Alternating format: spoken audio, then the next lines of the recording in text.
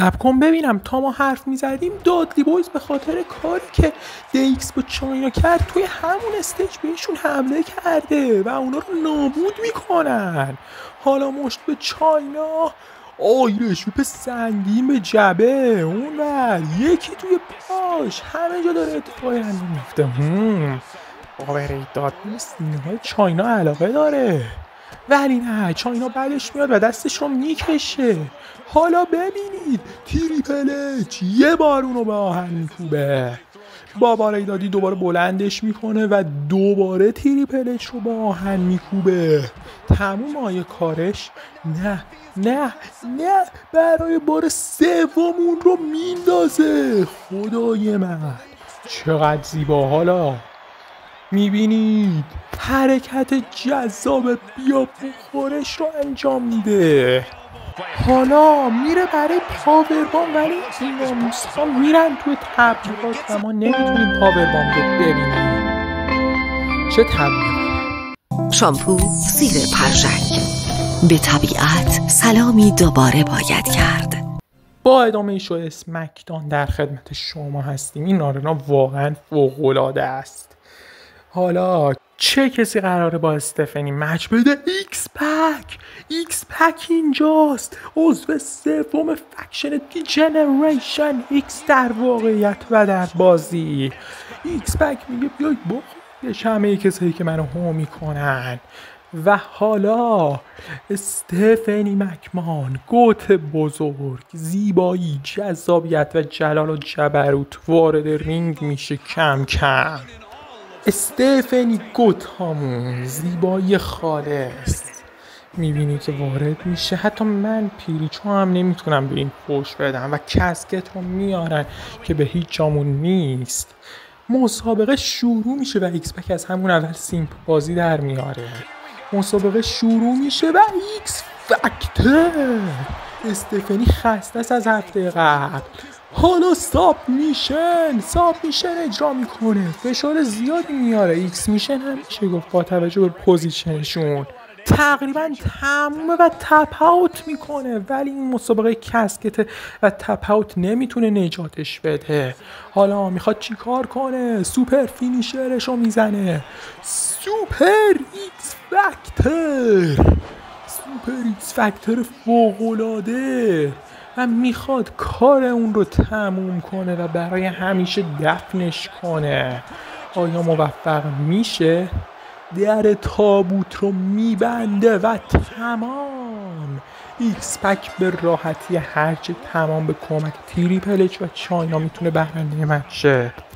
ایکس پک بی‌ناموس رو مشاهده میکنیم که چقدر از اینکه چاینا رو دفع کرده خوشحاله و میخواد بده که ما بخوریمش، ولی نه، این دفعه میره و روی تابوت مرحومه میشینه. چقدر این آدم بی‌ناموسه.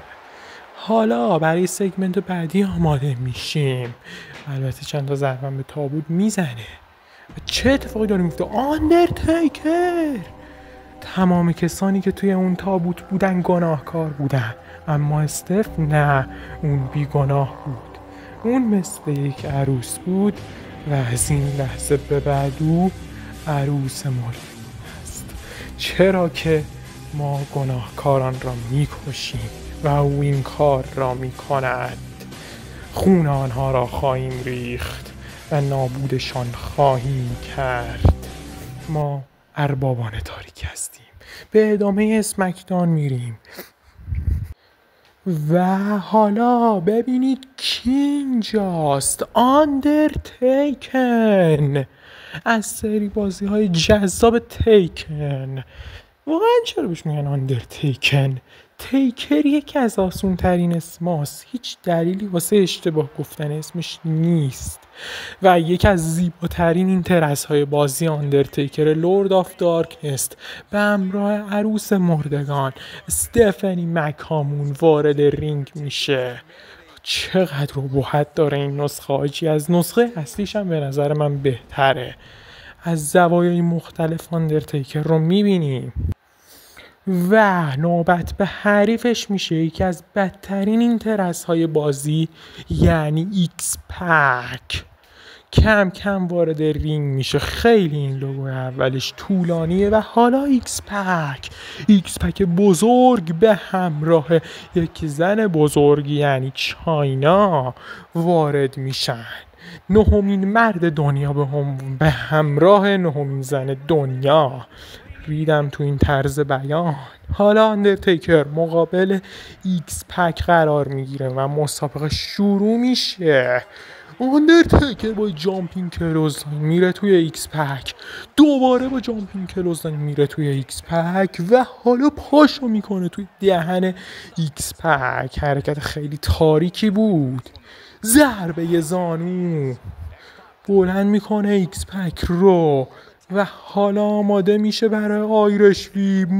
نه، ایکس پک مقاومت میکنه و حالا ببینید اندرتیکر خیلی قدرتمند و مقاومت میکنه مقابل کلوزلاین.